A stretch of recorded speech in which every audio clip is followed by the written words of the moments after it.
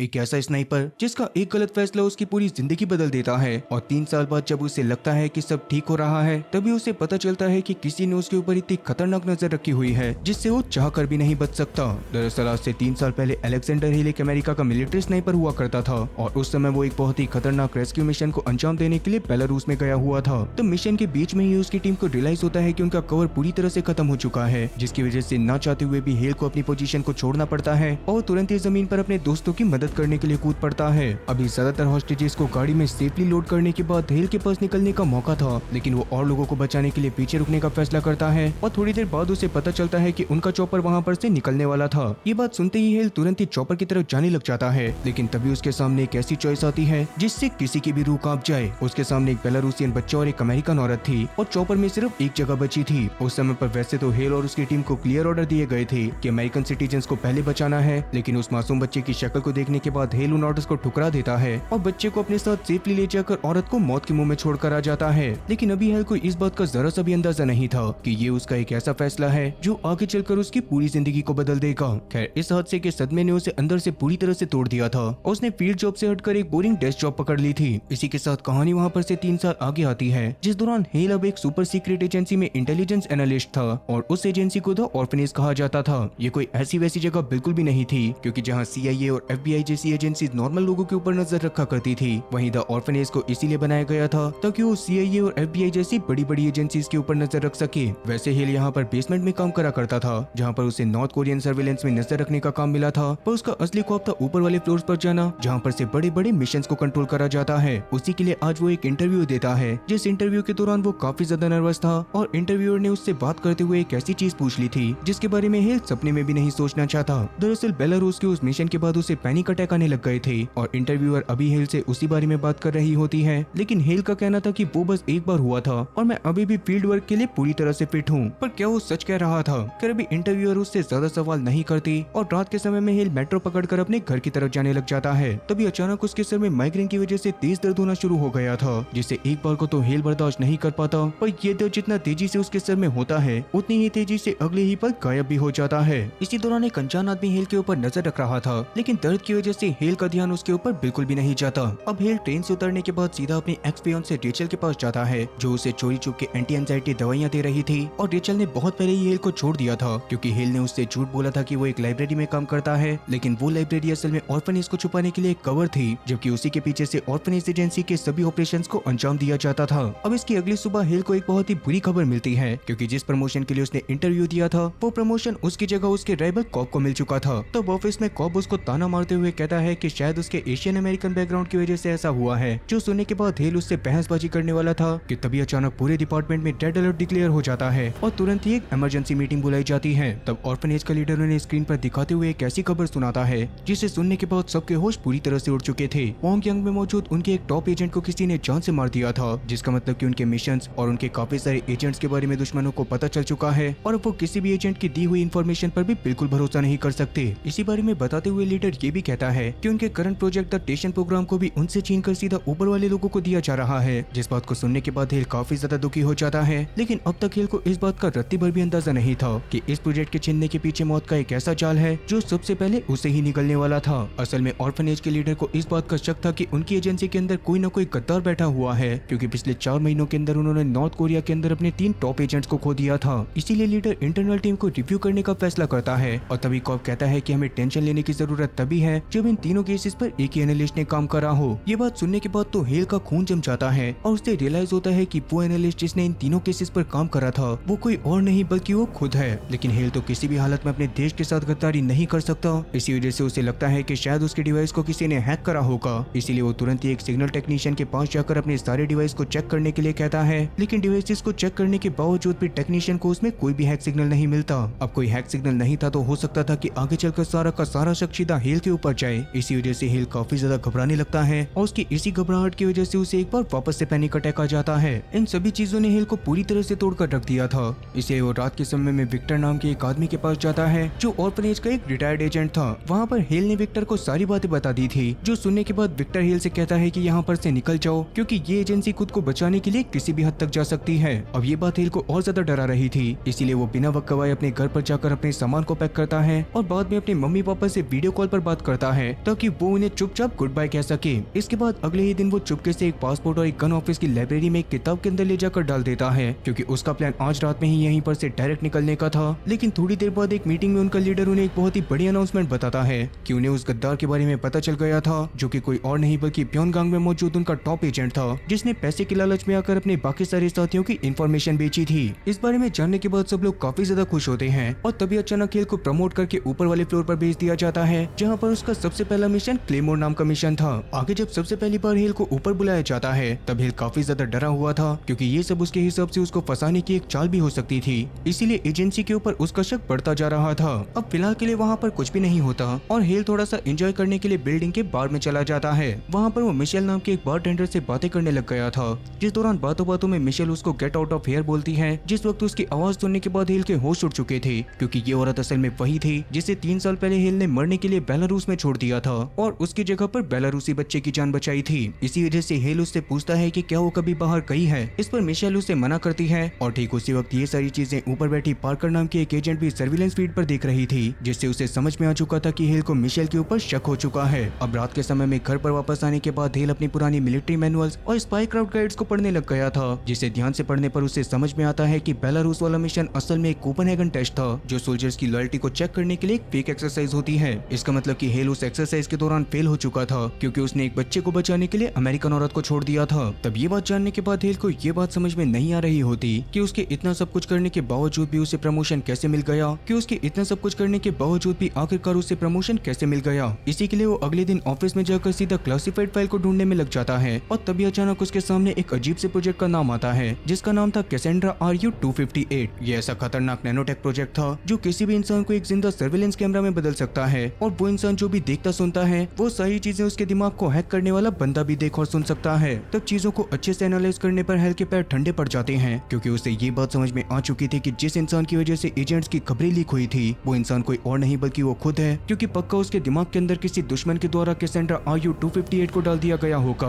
और उसको आने वाले माइग्रेन अटैक भी उसी डिवाइस का नतीजा है। इसी सेम बात पर कहीं ना कहीं ऑर्फनेज वालों को भी शक था और हेल को प्रमोशन भी सिर्फ इसी वजह से दिया गया था ताकि वो उसके बिहेवियर से इस बात की पुष्टि कर सके कि हेल ये सब जानबूझकर कर रहा है या फिर किसी ने धोखे से उसके दिमाग में वो डिवाइस इम्प्लांट करा है। फिर अभी जैसे ही ऑफिसर को ये बात पता चलती है कि हेल ने उस फाइल को देख लिया है तो तुरंत ही स्नाइपर को हेल को खत्म करने के ऑर्डर देने वाला होता है, लेकिन पार्कर उन्हें ऐसा करने से मना करती है, क्योंकि हेल के बिहेवियर को देखकर उसे भरोसा हो चुका था कि हेल को भी उस डिवाइस के बारे में कुछ भी नहीं पता। इधर हेल अभी बिना डरे एक लंबी सांस लेकर बिल्कुल नॉर्मल बिहेव करने की कोशिश करता है, जिस दौरान उसने अपनी छुपाई गई गन और साथ ही पासपोर्ट भी निकाल लिया था और सीधा अपने ऑफिस के अंदर चला गया था। लेकिन वहाँ पर उसके कदम रखते ही एक असिस्टेंट उसको अपने साथ एक कमरे में लेकर जाती है, जो असल में एक इंटेरोगेशन रूम था, और वहाँ पर मार्लो नाम की एक दूसरी एजेंट हेल का इंतजार कर रही थी। उस कमरे को एक खास तरह की टेक्नोलॉजी से बनाया गया था, जिसकी वजह से वहाँ पर किसी भी तरह का इलेक्ट्रॉनिक डिवाइस बिल्कुल भी काम नहीं करता। और अभी हेल के वहाँ पर पहुँचते ही मार्लो ने उसकी बंदूक और गन निकालकर उसके सामने रख दिए थे, जो देखकर हेल को लग रहा था कि शायद अब उसके ऊपर गद्दारी का आरोप लग जाएगा। लेकिन मार्लो तो हेल से आराम से बात करते हुए उसे एक ऐसी बात बताती है जिसे सुनने के बाद हेल का दिमाग हिल जाता है। असल में वो लोग काफी समय से हेल के ऊपर नजर रख रहे थे और उन्हें पता चला था कि हेल के दिमाग से लगातार वाईफाई सिग्नल निकल रहे थे, और आज सुबह तक हेल को इस बारे में जरा सा भी अंदाजा नहीं था कि दुश्मन उसे एक जिंदा मोहरे की तरह इस्तेमाल कर रहे हैं। उतने में ही वहाँ पर डायरेक्टर मोयरा पहुंचकर हेल के सामने 2 रास्ते रखता है कि या तो वो फील्ड में रहकर अपने काम को एकदम नॉर्मली कर सकता है, जिससे उसे उनके प्लान में शामिल होकर डबल एजेंट की तरह काम करने का मौका मिलेगा, या फिर वो चाहे तो अपने दिमाग की सर्जरी कराकर अपने दिमाग में मौजूद इस डिवाइस को निकलवा सकता है, लेकिन इससे उसका करियर हमेशा के लिए खत्म हो जाएगा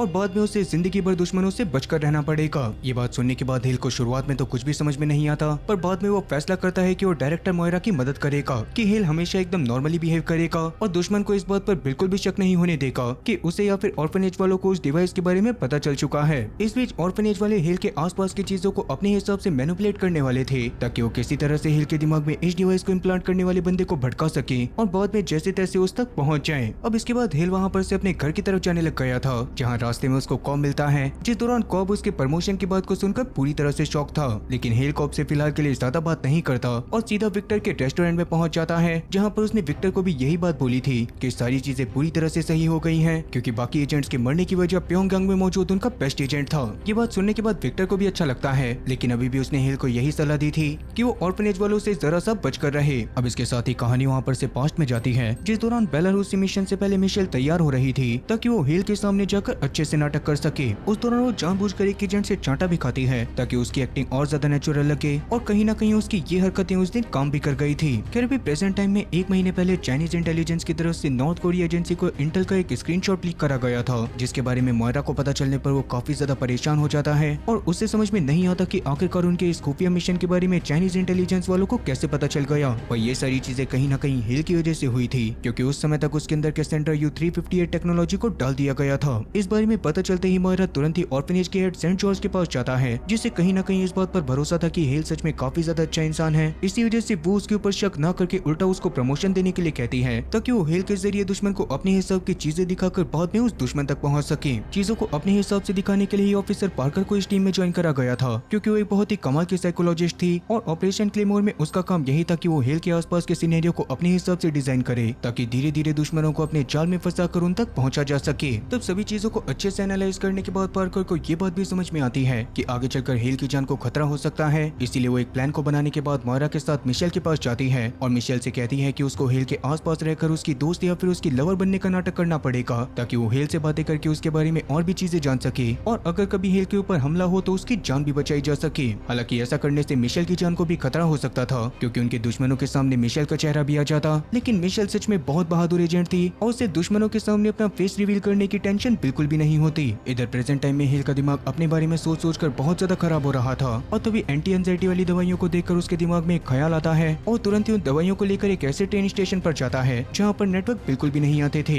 इसका मतलब कि उस जगह पर उसके दिमाग में मौजूद वाईफाई सिग्नल भी पूरी तरह से बंद हो जाते। इसीलिए अंदर जाने के बाद वो कुछ सोचकर अपने पास मौजूद गोली को पीसता है और अपने फोन के माइक्रोस्कोपिक लेंस से उसे चेक करने लग जाता है। तब उसको चेक करने के बाद उसके सामने एक ऐसी बात आई थी जिसने उसके खून को पूरी तरह से जमा दिया था। असल में उस दवाई के अंदर एंटी एंजाइटी पिल की जगह मेटेलिक नाइनाइड थे, जो असल में उसी नैनोटेक के पार्टिकल हैं, जिस नैनोटेक की वजह से हेल का दिमाग हैक हुआ था। इसका मतलब कि ये सारी चीजें हेल की एक्स फियांसे टीचर की वजह से हुई थी, मगर उसने ऐसा क्यों करा, इस बात का जवाब अभी हेल के पास नहीं होता। खैर फिलहाल अगले दिन वो अपने ऑफिस में जाकर इस बारे में मोयरा को बताता है और कन्फेस करता है कि वो ये गोलियां पिछले 8 महीनों से ले रहा था, क्योंकि बेलारूस के इंसिडेंट के बाद से उसे लगातार पैनिक अटैक आ रहे थे। इस बात पर मोयरा उसे टेंशन न लेने के लिए कहकर रेचल की जांच करने का वादा करता है और साथ ही हेल को इस बात की भी तसल्ली देता है कि वो खुद उसके लिए सही दवाइयों का इंतजाम करवाएगा। अब इसके बाद मोयरा के कहे मुताबिक हेल बिल्कुल नॉर्मली बिहेव करने का नाटक करने लग गया था, जिसके थोड़ी देर बाद मोयरा पार्कर से मिलने के लिए जाता है, जो मोयरा को बताती है कि हेल के उन दवाइयों को लेना बंद करने के बाद पक्का उसके सिग्नल में खराबी आएगी, जिसकी वजह से या तो उनका दुश्मन हेल के ऊपर हमला करने की कोशिश करेगा या फिर किसी को उसके दिमाग से निकल रहे सिग्नल्स को चेक करने के लिए भेजेगा। इसीलिए तब दुश्मन के लोगों को चाल में फंसाने के लिए पार्कर एक एजेंट एली का इस्तेमाल करती है और एली के फोन से हेल से बातें करते हुए हेल को चने की झाड़ पर चढ़ाने लगती है ताकि वो मिशेल को डेट पर ले जाए। अब वैसे मिशेल के प्यार का नाटक करने वाली बात के बारे में हेल को पहले से बता दिया गया था, पर उस मैसेज को देखने के बाद वो समझ जाता है कि पक्का उसका सामना दुश्मन के लोगों से होने वाला है। इसी वजह से वो भी पूरे फ्लो में बातें करता है और बाद में हेल और मिशेल एक लाइब्रेरी में मिलने का फैसला करते हैं। अब रात के समय में उनके प्लान के मुताबिक हेल और मिशेल एक लाइब्रेरी में पहुंचकर एक दूसरे से प्यार करने का नाटक करने लग गए थे, लेकिन उन्हें इस बात का जरा सा भी अंदाजा नहीं था कि उनके ठीक पीछे 3 दुश्मन एजेंट उनका पीछा कर रहे हैं। आगे उन लोगों के लाइब्रेरी में कदम रखते ही उनके दुश्मन लाइब्रेरी के सीसीटीवी कैमरास को पूरी तरह से खराब कर देते हैं और बाद में खुद भी लाइब्रेरी के अंदर आकर थोड़ा सा दूर से इस चीज को चेक करने लग जाते हैं कि अभी भी हेल के दिमाग से वो सिग्नल सही से निकल रहे थे या फिर नहीं। ठीक उसी वक्त मिशेल हेल के हाथ पर मोर्स कोड के जरिए टैप करते हुए कहती है कि बिल्कुल भी मत हिलना, लेकिन दूर से उनकी सारी एक्टिविटीज के ऊपर नजर रख रही पार्कर को इस बात का अंदाजा पहले से ही था कि हेल किसी भी हालत में उन लोगों का पीछा करने की कोशिश करेगा ताकि वो उस दुश्मन तक जल्दी से जल्दी पहुंच सके। अब सच में बिल्कुल ऐसा ही होता है, क्योंकि जैसे ही हेल को ये बात पता चलती है कि उन 3 एजेंट में से 2 एजेंट बेसमेंट की तरफ गए हैं, तो वो खुद भी बेसमेंट में चला जाता है, जहाँ पर जाने के बाद वो उन दोनों एजेंट से लड़ाई करने लग गया था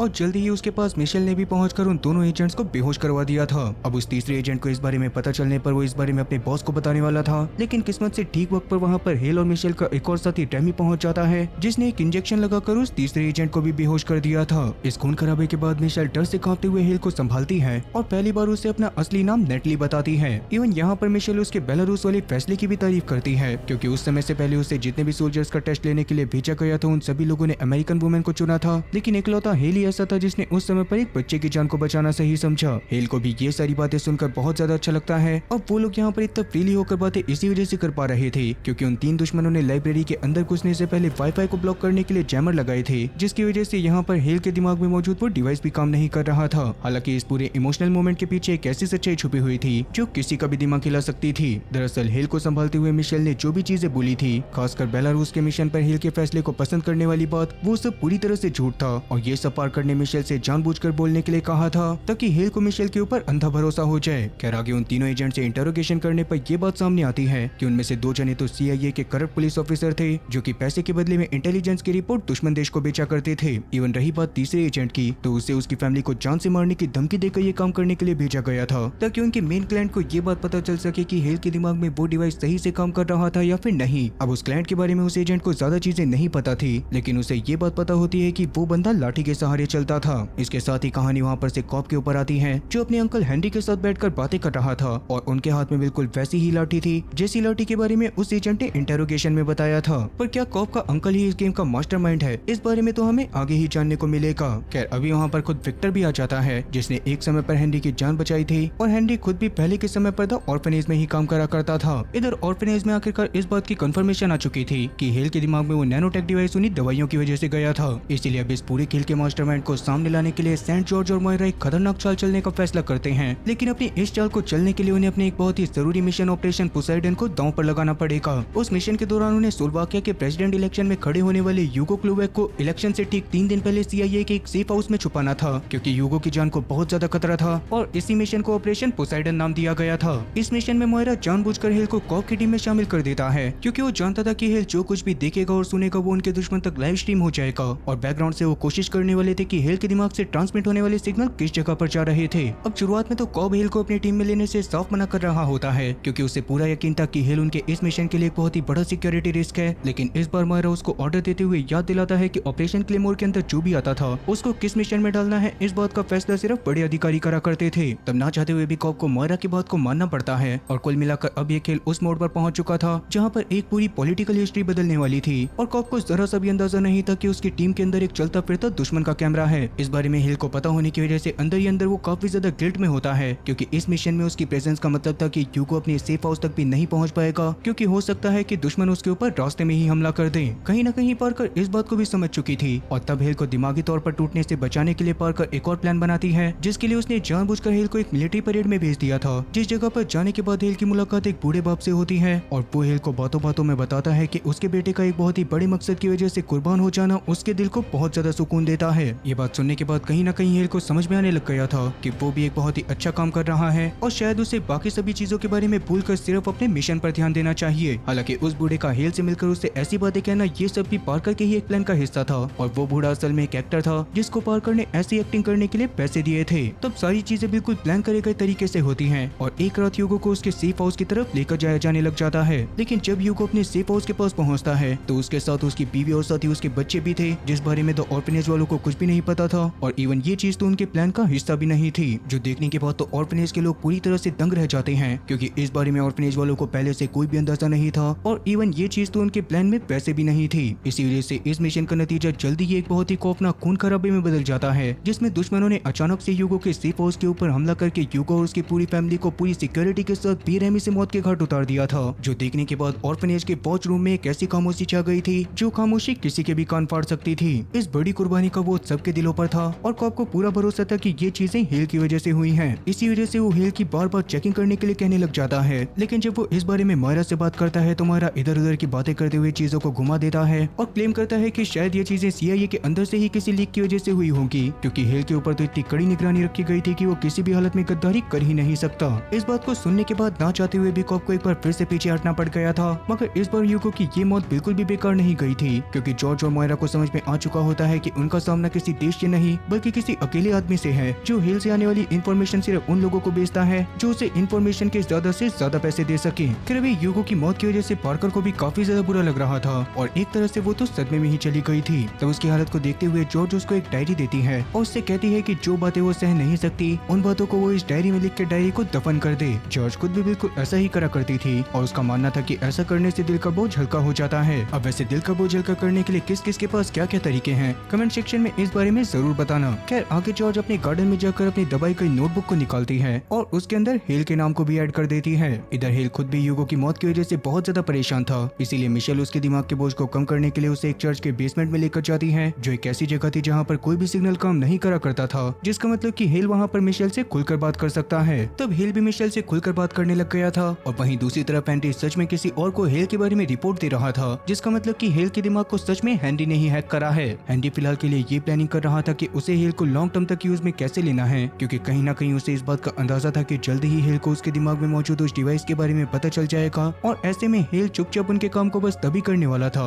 जब हेनरी के कब्जे में हेल का कोई करीबी इंसान हो। इधर पार्कर का मूड भी थोड़ा सा फ्रेश होने के बाद वो उस दुश्मन को पकड़ने के लिए एक और प्लान बनाती है, जिसके लिए वो CIA के एक करप्ट ऑफिसर सॉल को चारे की तरह इस्तेमाल करने वाली थी। और उसका प्लान ये था कि सॉल के पास एक झूठी हार्ड ड्राइव छोड़ दी जाएगी और सॉल को कहा जाएगा कि उसके अंदर ऑर्फनेज के गद्दार का डेटा मौजूद है, जिसको सॉल पक्का बहुत ज्यादा पैसों में बेचने की कोशिश करेगा। और जब इस बारे में उनके दुश्मन को पता चलेगा तो या तो वो सॉल को मरवाने की कोशिश करेगा या फिर सॉल के पास से वो हार्ड ड्राइव खुद ही खरीदने के लिए आएगा। तब ऑर्फनेज वाले भी बिल्कुल ऐसा ही करते हैं और सॉल के हाथ में वो हार्ड ड्राइव लगने के बाद उसको लगता है कि उसके हाथ में कोई सोने की खान लग गई है, इसलिए वो तुरंत ही किसी बड़े खरीदार की तलाश करना शुरू कर देता है। इस दौरान खरीदार बनने का नाटक कोई और नहीं बल्कि हेल खुद ही कर रहा था, जिसके लिए वो अंडर कवर होकर सोल से दोस्ती बढ़ाने की कोशिश करने लग जाता है। और ये सारी चीजें हेल बस इसी वजह से कर रहा था ताकि वो अपने दिमाग को हैक करने वाले इंसान के पास हार्ड ड्राइव और साथ ही सॉल के बारे में खबर पहुंचा सके। इस दौरान ऑर्फनेज वाले भी हेल को पूरी तरह से अपने कंट्रोल में रखने के लिए ओवर टाइम कर रहे थे और जगह जगह पर मोयरा हेल की तारीफ भी कर रहा था ताकि वो लो फील ना करे और उसे इस बात का एहसास हो कि ऑर्फनेज वाले इस मिशन को उसके जरिए ही पूरा कर सकते हैं। इवन मिशेल खुद भी हेल को प्रेज करने का एक भी मौका नहीं छोड़ रही थी, जिस दौरान ही वो उन दोनों के रिश्ते को एक नए लेवल पर ले जाती है और हेल के साथ इंटीमेट होना शुरू कर देती है। तब इंटीमेट होने से पहले हेल मिशेल के हाथों पर मोर्स कोड से टैप करते हुए पूछता है कि क्या वो इस रिश्ते के लिए श्योर है।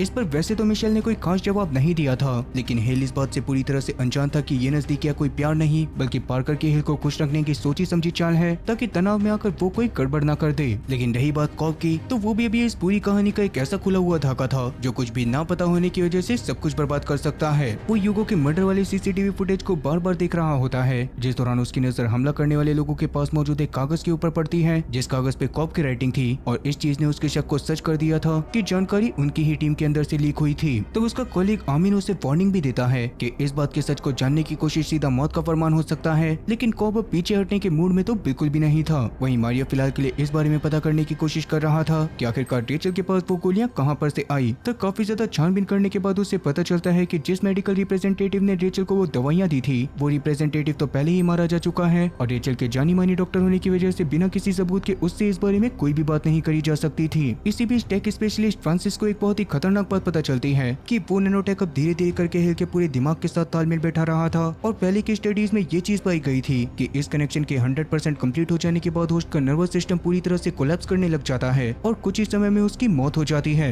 अब ये सब चल ही रहा था कि इसी बीच मिशेल को एक और बुरी खबर मिलती है, क्योंकि उसके पास्ट के एक आदमी ने उसे पहचान लिया था, जो आदमी एक समय पर मिशेल को बहुत ज्यादा पसंद करा करता था, लेकिन उस समय पर मिशन पर होने की वजह से मिशेल ने उस आदमी की क्रिमिनल एक्टिविटीज के बारे में पता करके उसे जेल की सलाखों के पीछे पहुंचा दिया था, जिसका मतलब कि अब वो आदमी उससे बदला लेने की कोशिश जरूर करेगा। और अभी अगर वो मिशेल की सच्चाई को लोगों के सामने लेकर आ जाता तो पार्कर का पूरा प्लान धरा का धरा रह जाता और उनके दुश्मनों को इस बारे में पता चल जाता कि ऑर्फनेज वाले उन्हें फंसाने की कोशिश कर रहे हैं। इसी वजह से अब मिशेल उस आदमी का पीछा करते हुए उसके घर तक पहुंच जाती है और उसके नहाते समय उसे बेरहमी से पानी में डुबोकर जान से मार देती है। इस दौरान एक बार को तो ऐसा लग रहा था कि शायद मिशेल को उस आदमी को मारते हुए अच्छा नहीं लग रहा, पर क्योंकि अभी सवाल देश का था तो मिशेल बीच में कोई और चीज नहीं लाना चाहती थी। इस समय उनकी एक मुसीबत खत्म हुई थी कि तभी अचानक उनकी दूसरी मुसीबत शुरू हो जाती है, क्योंकि सॉल ने अचानक से उस हार्ड ड्राइव को दुश्मन को न बेचकर सीधा ऑर्फनेज को ही बेचने का फैसला कर लिया था। पर क्योंकि हेल के दिमाग को हैक करने वाले इंसान नहीं चाहता था कि ये डेटा एजेंसी के हाथ लगे, इसलिए वो सॉल को खत्म करने के लिए रात के समय में काफी सारे असैसिन्स को भेज देता है, जिस दौरान हेल को भी इस बारे में पता चल गया था और वो इस तरह से सॉल को नहीं मरने देना चाहता था। तब ऑर्फनेज वालों के मना करने के बावजूद भी हेल उसकी मदद करने के लिए उसके घर में पहुंच जाता है, जो देखकर पार्कर भी तुरंत ही सारे प्रोटोकॉल को तोड़ते हुए सीधा हेल के पर्सनल नंबर पर कॉल करते हुए कहती है कि सबको दिखा दो। ये बात सुनते ही हेल का दिमाग तो पूरी तरह से सुन्न हो गया था, जिस दौरान ही उसे याद आता है कि मिशेल खुद भी उससे बातें करते हुए इन्हीं वर्ड्स का इस्तेमाल करा करती थी और इसका मतलब साफ था कि उन दोनों के बीच में मौजूद रिलेशन अभी भी पूरी तरह से प्लान्ड है। इस बात ने हेल को पूरी तरह से तोड़ दिया था, जिसके बावजूद फिलहाल वो सॉल को बचाने के ऊपर ध्यान देता है, लेकिन सॉल के कमरे में जाने के बाद हेल को पता चलता है कि सॉल तो वहाँ पर से कब का भाग चुका है। ये चीज समझ जाते ही हेल खुद भी सॉल को ही ढूंढने की कोशिश करने लग गया था, लेकिन उसके बिल्डिंग के पीछे जाते ही सॉल अचानक से हेल के ऊपर ही हमला कर देता है और तब अपनी खुद की जान बचाने के लिए हेल को खुद ही सॉल को जान से मारना पड़ता है।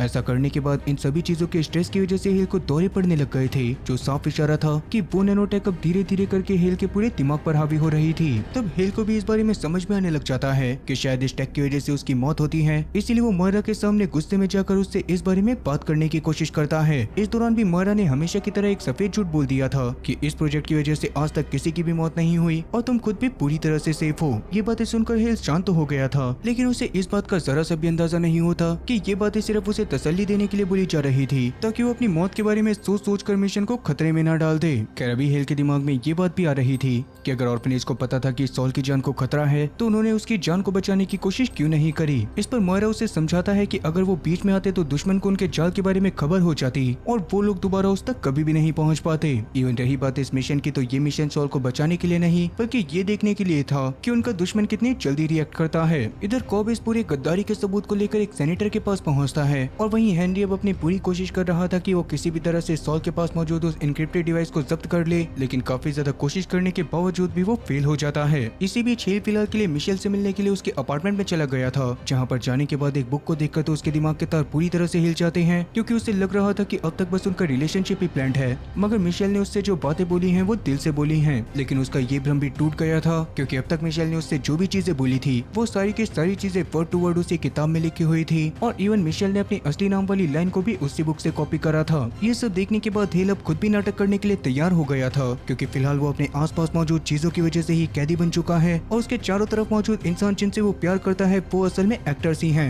इन्हीं सब बातों की वजह से वो कहीं ना कहीं टूट भी गया था। इसीलिए वो अपने घर पर वापस जाने के बाद कुछ सोचते हुए अपनी अलमारी को बिना देखे वहाँ पर से एक हिडन कैमरा निकालता है और सीधा ट्रेन पकड़कर उस अंडरग्राउंड डेड जोन में जाता है, जहाँ पर नेटवर्क न होने की वजह से नैनोटेक का ब्रॉडकास्ट पूरी तरह से टूट गया था। अभी उसे फिलहाल के लिए किसी पर भरोसा था तो वो इंसान कोई और नहीं बल्कि खुद विक्टर होता है, जिसके लिए ही एक वीडियो रिकॉर्ड करते हुए हेल उसमें अपनी सारी सिचुएशन को बताता है और साथ ही इस बात को भी कन्फेस करता है कि अब उसे ऑर्फनेज के किसी भी इंसान के ऊपर भरोसा नहीं है। कुल मिलाकर अभी तक हेल ने फैसला कर लिया था कि वो अपने मिशन और अपने देश के लिए हमेशा खड़ा रहेगा, लेकिन अब वो किसी की कठपुतली बनकर काम नहीं करना चाहता। अब इसी के साथ कहानी वहाँ पर से 1989 के समय में आती है, जहाँ हेल और विक्टर के रिश्ते की खून से सनी सच्चाई सामने आती है। दरअसल विक्टर की एक गलती की वजह से उस समय पर चाइना में उसका एक मिशन बहुत ही बुरी तरह से फेल हो गया था और उसी ऑपरेशन की वजह से हेल के पेरेंट्स को भी काफी ज्यादा नुकसान हुआ होता है और उनके पीछे विक्टर के काफी सारे दुश्मन लग जाते हैं। तब अपनी गलती का पश्चाताप करने के लिए ही विक्टर उन्हें अमेरिका भागने के लिए फेक पेपर दिलवाता है और उस समय हेल की माँ जो उस वक्त प्रेग्नेंट थी, उन्होंने विक्टर से वादा लिया था कि वो उनके बेटे की हमेशा हिफाजत करेगा।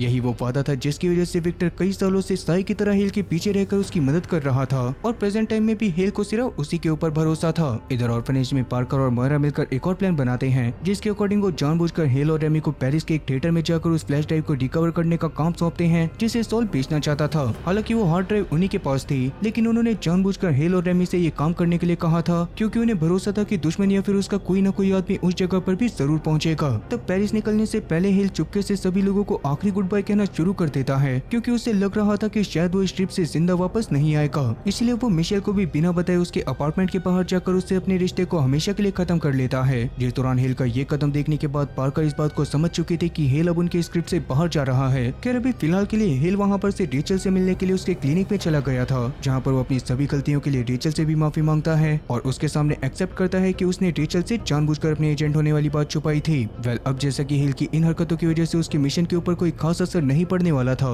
इसी वजह से उस मिशन को उसी तरह से कंटिन्यू करा जाता है। जिस दौरान प्लान के मुताबिक पेरिस के थिएटर में दुश्मन का एजेंट पहुंच चुका था और उसी का पीछा करते करते रेमी और हेल एक बिल्डिंग में पहुंच जाते हैं, जिस दौरान उन्हें पता चलता है कि वो आदमी कोई और नहीं बल्कि हेनरी था। हेडक्वार्टर में सब लोग इस बात को जानने के बाद तो पूरी तरह से दंग रह गए थे और हेनरी की फोटो को देखने के बाद तो जॉर्ज के रंग सबसे ज्यादा उड़ जाते हैं और वो बिना कुछ बोले खामोशी से रूम से बाहर निकल जाती है। इसका मतलब साफ था कि उसका पास्ट में हेनरी के साथ कोई न कोई लेना देना तो जरूर था। इधर अब तक हेल और रेमी ने जैसे तैसे उस बिल्डिंग की छत पर जाकर हेनरी को पकड़ लिया था, लेकिन तभी पास में ही मौजूद एक दूसरी बिल्डिंग की छत से उनके ऊपर CIA के काफी सारे एजेंट गोलियां चलाना शुरू कर देते हैं और उसी क्रॉस फायर का फायदा उठाकर हेनरी वहां पर से भागने की कोशिश करने लग जाता है। हेल को अब तक ये बात भी समझ आ चुकी थी कि हेनरी खुद ही वो शख्स है जिसने पिछले कई दिनों से उसके दिमाग के अंदर बैठकर उसकी जिंदगी को तबाह कर रखा है। इसी वजह से अब उसके मन में हेनरी के लिए काफी सारे सवाल होते हैं। उन्हीं सवालों को पूछने के लिए वो रेमी को ड्रग देकर सबसे पहले उसे बेहोश करता है और बाद में हेनरी को पकड़ने के लिए अकेले ही निकल पड़ता है। इस दौरान कॉप खुद भी हेल के बारे में सच्चाई पता करने के लिए उसका पीछा कर रहा था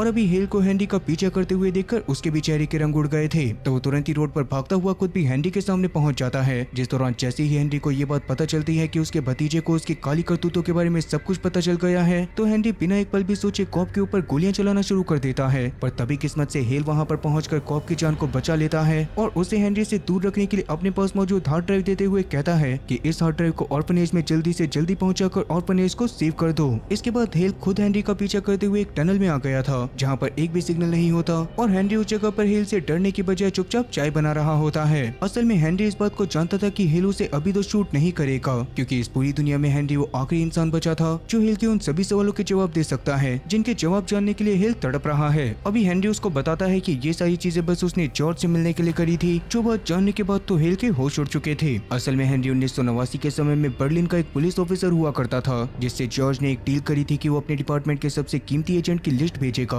और उसके बदले में जॉर्ज उसको अमेरिका की सिटीजनशिप दिलवा देगी। लेकिन जब हेनरी अपने एक्सट्रैक्शन पॉइंट पर इंतजार कर रहा होता है, तभी अचानक बर्लिन की दीवार गिर जाती है और जॉर्ज को ना चाहते हुए भी उस समय पर अंडरग्राउंड होना पड़ता है। इन्हीं सब चीजों की वजह से उस समय पर हेनरी के एक्सट्रैक्शन को कैंसिल करके उसे मरने के लिए ही बर्लिन में छोड़ दिया गया था। इस बारे में पता चलते ही हेनरी अपने पास मौजूद अमेरिका के सारे सबूत मिटाने लग गया था, पर तभी अचानक से काफी सारे सोल्जर आकर उसको बहुत ही बुरी तरह से टॉर्चर करने लग जाते हैं, जिस दौरान उन्होंने ही उसकी टांग तोड़ दी थी और बाद में उसे हमेशा के लिए जेल के अंधेरे में कैद कर दिया गया था। इसके बाद पूरी दुनिया को यही लग रहा था कि शायद हेनरी मर चुका है, लेकिन सच ये था कि वो जैसे तैसे उस जहन्नुम से जिंदा बच गया, जिसके बाद उसने रशियन आर्मी को ज्वाइन कर लिया और फिर जैसे तैसे आखिरकार एक छोटे नाम के साथ अमेरिका के अंदर घुसने में कामयाब हो गया। ये सारी बातें बताने के बाद हेनरी हेल को ये बात भी बता देता है कि उसके अंदर मौजूद नैनोटेक जल्दी ही उसकी जान ले लेगा और माइग्रेन के जो अटैक उसे धीरे धीरे आ रहे हैं वो एक तरह से उसके नर्वस सिस्टम के कोलैप्स करने की आवाज है और इस चीज को ठीक भी नहीं करा जा सकता। इस बात से गुस्से में पागल होकर हेल वहीं पर हेनरी को जान से मारने की धमकी देने लग गया था, लेकिन तभी हेनरी अपने पास मौजूद हेल की मां की शादी की अंगूठी हेल को दिखाता है, जिसका मतलब कि हेनरी की नजर हेल की फैमिली पर थी और अगर हेनरी को कुछ भी हो जाता तो शायद हेल की फैमिली भी जिंदा नहीं बचती। अब कोई रास्ता न होने की वजह से हेल को मजबूर होकर हेनरी को छोड़ना पड़ गया था और हेनरी ने उसके सामने ऐसी डिमांड रखी थी जिसे सुनने के बाद हेल का दिमाग खराब हो जाता है। हेल के पेरेंट्स की जान को बख्शने के बदले में वो उससे जॉर्ज को लाने के लिए कह रहा था और अभी हेल को ना चाहते हुए भी इस बात को मानना पड़ जाता है। इसी बीच विक्टर के पास भी हेल की रिकॉर्ड करी गई रिकॉर्डिंग पहुंच गई थी, जिसे देखने के बाद विक्टर को भी हेल के लिए बहुत ज्यादा बुरा लग रहा था। वहीं अपने हेडक्वार्टर में वापस जाने के बाद हेल का भरोसा अपने हेडक्वार्टर वालों से पूरी तरह से उठ चुका होता है। इसी वजह से मोयरा के उससे हेनरी के बारे में पूछताछ करने पर भी हेल उससे झूठी बोलता है कि बहुत ज्यादा कोशिश करने के बावजूद भी वो टनल्स में हेनरी को ढूंढ ही नहीं पाया। इस दौरान हेल की हरकतों की वजह से मोयरा को भी उसके ऊपर थोड़ा बहुत शक होने लग गया था, जिस बारे में पार्कर को पता चलने पर वो हेल के घर में माइक्रोफोन्स लगवा देती है और मिशेल से एक बार वापस से हेल का ट्रस्ट जीतने के लिए कहती है। आगे जब हेल अपने घर में पहुंचता है तो मिशेल उसके घर के बाहर ही उसका इंतजार कर रही थी और उसने हेल से माफी मांगते हुए मोर्स कोड में उसको बता दिया था कि उसके घर में माइक्रोफोन लगाए गए हैं। अब इसी भयानक खतरे के बीच हेल के पेरेंट्स अचानक उससे जिद करते हैं कि वो सब विक्टर के रेस्टोरेंट पर चलकर एक साथ फैमिली डिनर करेंगे, जिसके लिए ना चाहते हुए भी हेल को मानना पड़ गया था। लेकिन उसके पेरेंट्स इस बात से अनजान थे कि हेल के जरिए उनके ऊपर पूरी तरह से नजर रखी जा रही है और हेनरी की वजह से उन लोगों की खुद की जान भी खतरे में है। अब वैसे हेल के पेरेंट्स ने उसके साथ डिनर करने का फैसला इसी वजह से करा था क्योंकि हेल के बिहेवियर की वजह से उसकी माँ समझ गई थी कि उनके बेटे के साथ कुछ तो बहुत ही बुरा चल रहा है। लेकिन जब वो खाना खाते समय हेल से इस बारे में पूछती हैं तो हेल बात को पलट देता है और किचन के अंदर जाकर विक्टर से बातें करते हुए उससे चुपके से मदद मांगता है। वो उससे जॉर्ज की प्राइवेट लोकेशन के बारे में पता लगाने के लिए कह रहा था, जिस पर विक्टर उसे फोन करता है कि ये नामुमकिन है। लेकिन हेल के थोड़ा सा जिद करने पर विक्टर मान जाता है कि पक्का वो इस बारे में पता करके हेल को जरूर बता देगा। अब अपने पेरेंट्स के साथ डिनर करने के बाद हेल उनको हाका लैंग्वेज में आई लव यू कहता है, जो कोई आम लाइन बिल्कुल भी नहीं थी और ये खुफिया सिग्नल था जिसका जिक्र उसने अपने पुराने इंटरव्यू में करते हुए बताया था कि वो इस लाइन का इस्तेमाल सिर्फ तभी करता है जब उसकी जान को बहुत बड़ा खतरा हो। अभी हेल के इस कोड को सुनने के बाद उसके पेरेंट्स सारी चीजें समझ चुके थे, पर वो अपनी रिएक्शंस को एकदम नॉर्मली रखते हैं और हेल के जरिए उनके ऊपर नजर रखने वाले लोगों को इस बात का जरा सा भी अंदाजा नहीं लगता। अब इसके बाद जब हेल अपने घर में पहुंचता है तो वो अपने बाथरूम के शीशे में देखते हुए हेनरी को एक मैसेज पहुंचाता है कि वो किसी भी हालत में जॉर्ज को उस तक पहुंचा देगा। तब उसके घर में लगे हुए माइक्रोफोन के जरिए पार्कर ने भी उसकी इन बातों को सुन लिया था और ये लाइन्स उसको इस बात पर भरोसा दिलाने के लिए काफी थे कि हेल उनके साथ गद्दारी करने वाला है। इसी वजह से वो तुरंत ही मिशेल को मैसेज करके हेल को जान से मारने के लिए कहती है और हेल के बाथरूम से बाहर निकलते ही मिशेल एक चक्कू को लेकर उसके ऊपर हमला करना शुरू कर देती है। इस दौरान वो चक्कू मिशेल ने हेल के पेट में घुसा दिया था, जिसकी वजह से हेल और मिशेल के बीच में एक बेहद ही खूंखार और बेरहम झड़प शुरू हो गई थी। जिस झड़प के दौरान हेल किसी तरह से मिशेल पर हावी होता हुआ उसे मारकर बेहोश कर देता है। लेकिन जब वो वहाँ पर से भागने की कोशिश कर रहा था तभी अचानक उसके सर में एक बहुत ही तेज दर्द होना शुरू हो जाता है। इस दौरान रेमी और उसके साथी भी हेल को रोकने के लिए आने लग गए थे, लेकिन अभी हेल बड़ी मुश्किल से अपने आप को काबू में करते हुए जैसे तैसे वहाँ पर से निकलने में कामयाब हो जाता है। वहीं हेल के गद्दारी करने की वजह से हेडक्वार्टर में सबके हाथ पैर पूरी तरह से फूल चुके थे और जॉर्ज खुद इस बारे में जानते हुए कि हेल उसके पीछे ही आ रहा है, वो इस देश को छोड़कर किसी सेफ लोकेशन पर जाने से साफ मना कर देती है। अब इस दौरान पार्कर ने ऑफिशियली हेल को एक गद्दार घोषित कर दिया था और उसे पता था कि हेल अब इसके बाद सीधा रेचल के ऑफिस में ही जाएगा। इसी वजह से वो तुरंत ही एक किलिंग स्क्वाड को उस तरफ भेज देती है। लेकिन अब तक हेल ने उस जगह पर जाने के बारे में कोई भी प्लान नहीं बनाया होता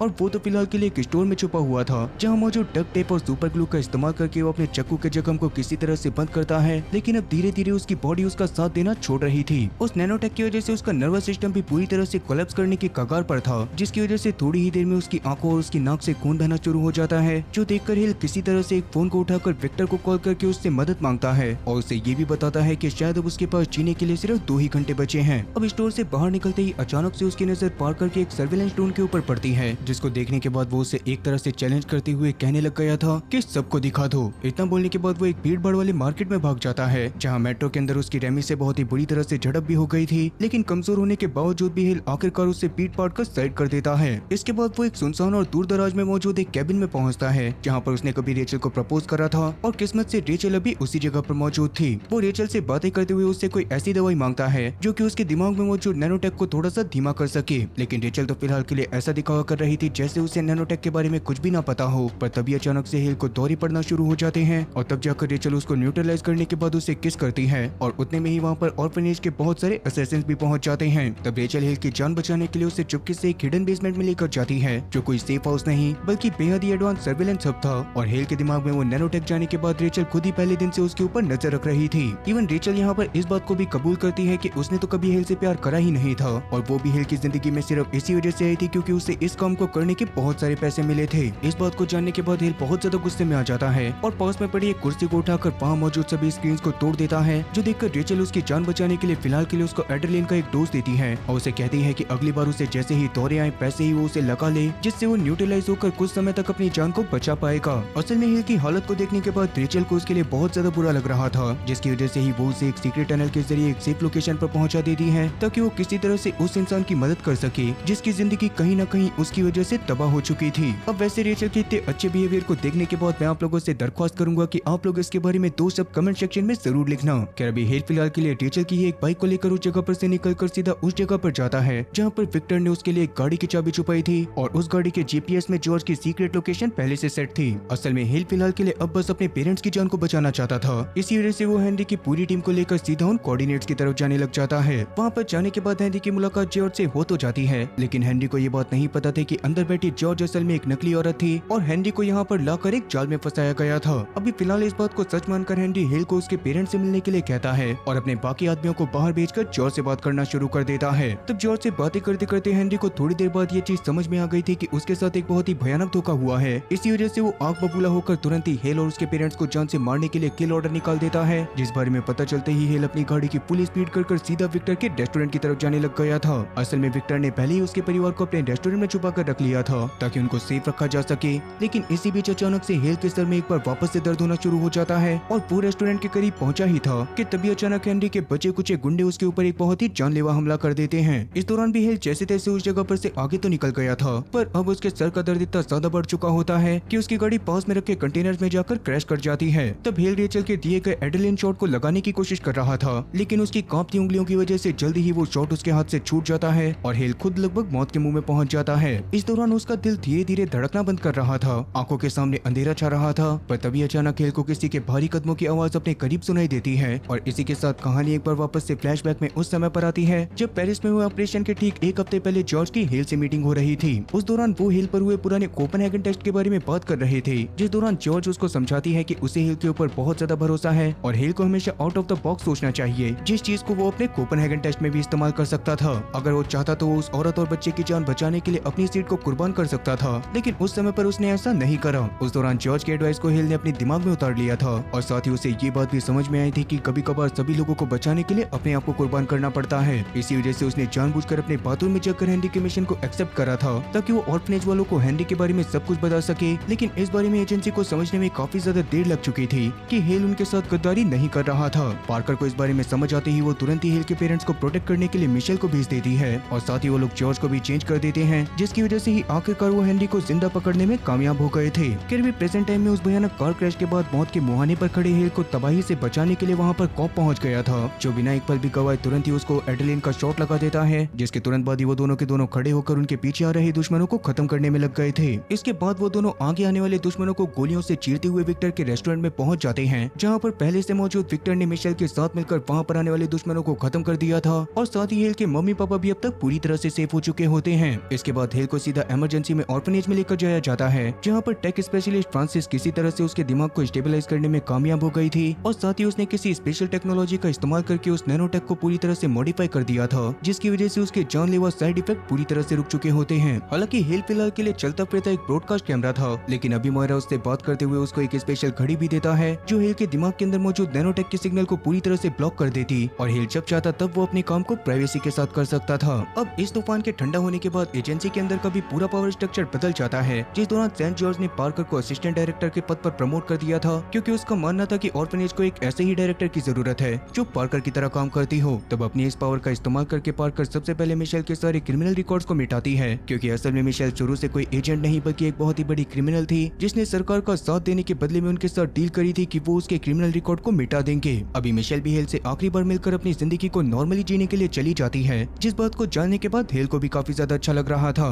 लेकिन अभी भी बैकएंड में काफी सारी चीजें चल रही थी, क्योंकि जैसा कि शुरुआत से सबको लग रहा था कि इस पूरे खेल का मास्टरमाइंड खुद हेनरी है, तो जॉर्ज इस बारे में हेनरी से बात करने के लिए जाती है, लेकिन उसे पता चलता है कि इस पूरे खेल का मास्टरमाइंड तो कोई और ही था। इवन पार्कर को भी चीजें सही से चेक करने पर यह बात पता चलती है कि हेल के दिमाग से हमेशा सिग्नल दो जगह पर ब्रॉडकास्ट हो रहे थे, जिसमें से एक जगह तो रेचल का वो बंकर था जहाँ पर हेनरी भी जाया करता था, और दूसरी जगह विक्टर का रेस्टोरेंट थी। इस बारे में हेल को समझ में आते ही वो तुरंत ही विक्टर के पास जाकर उससे इस बारे में बात करता है, और तो विक्टर भी इस बात को कबूल करते हुए बताता है कि उसने ये सारी चीजें बस इसी वजह से करी थी ताकि हेल का प्रमोशन हो जाए और वो ऑर्फनेज के सबसे टॉप फ्लोर पर पहुंच जाए। हालांकि ये सारी चीजें तो उसने वैसे पैसे कमाने के लिए ही करी थी, और उसने हेल को एक ऐसा मोहरा बना दिया था जिसकी मदद से वो एजेंसी में चल रही हर एक चीज को लाइव देख सकते थे। इस दौरान बात करते करते विक्टर मैं नहीं बल्कि हम शब्द का इस्तेमाल कर रहा था, जिससे ये चीज साफ हो रही थी कि ये सारी चीजें उसने अकेले ने प्लान नहीं करी। अभी फिलहाल के लिए वो हेल को अपने साथ एक खुफिया अंडरग्राउंड बंकर में लेकर जाता है, जहाँ का दरवाजा खुलते ही हेल के सामने 5 बड़े बड़े मॉनिटर लगे थे, और वहाँ पर दुनिया के 5 अलग अलग लोकेशन पर मौजूद 5 अलग अलग लोगों की जिंदगी लाइव स्ट्रीम हो रही थी। इसका मतलब कि इस खेल का जरिए सिर्फ हेल को नहीं बल्कि और भी काफी जनों को बनाया गया था,